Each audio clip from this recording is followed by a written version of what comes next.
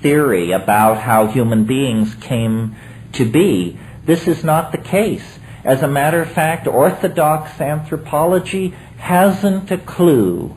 We are the fly in the soup of natural science's explanation of the evolution of species. It's easy to understand how one kind of hummingbird emerges from another. It's not very easy to understand how creatures that build something like Los Angeles can emerge out of creatures who hunt ants by sticking grass stems down their holes, you know. We represent some kind of primary break with nature at the animal level. And I believe it's because we have a symbiotic relationship with all of nature. We are wired for this. There are drug receptors in our brains, in our physical brains, that have been carried along for 1,000 generations without really being called into use. But now is the time. If we really believe that these things expand consciousness, then we must study them, use them, apply them, because it's the absence of consciousness that is creating a terminal crisis, not only for us as a species, but for every living thing on this planet. And I think the psychedelic experience is as much a part of being alive as sexuality, language,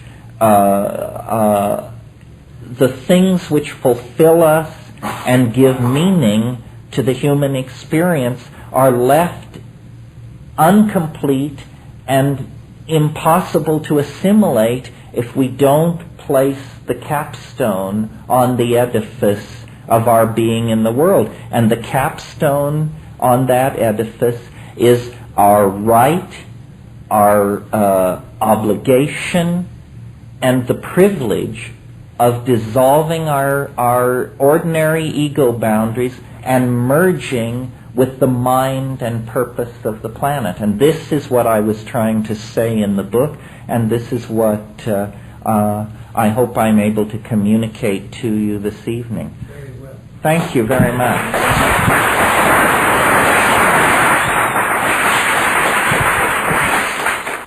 Okay, the first one. If you were in jail 20 years ago and you had to choose between Finnegan's Wake and McLuhan books or any drug, which would you choose? How about today? Has something happened in 20 years that should make these different choices? Well, I think I would choose, I think I would probably choose, I'm in prison, right? Yeah. You can either read or get high.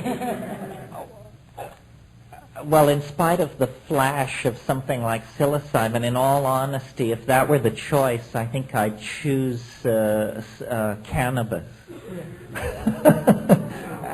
After all, cannabis is sort of the staff of life.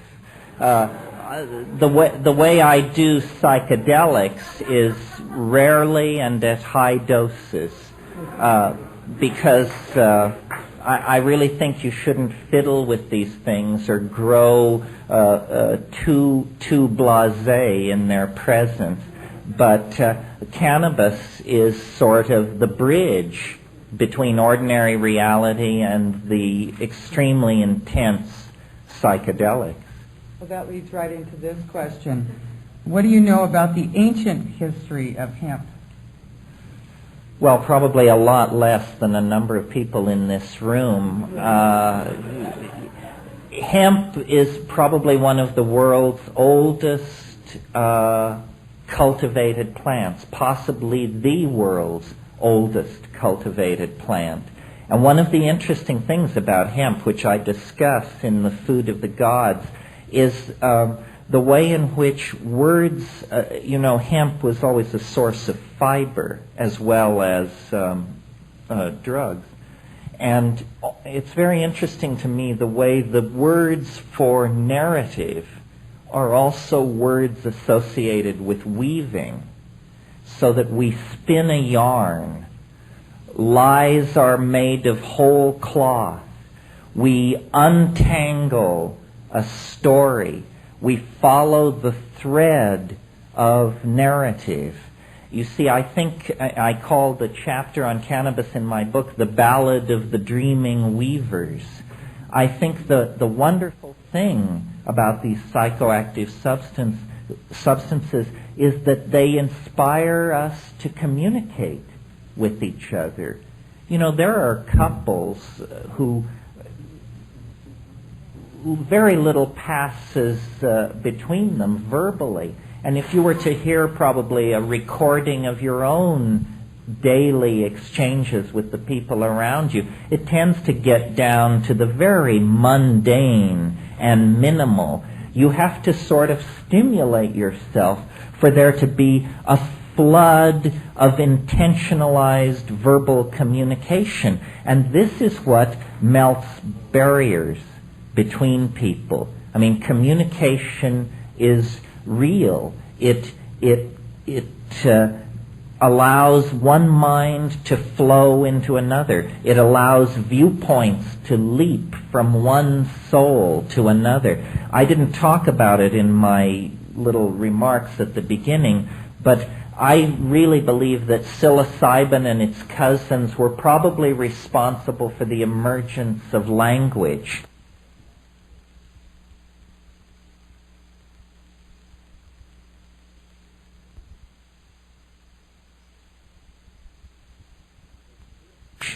That this, if you wanted to look for the thumbprint of the goddess on being, the phenomenon to look at is human language.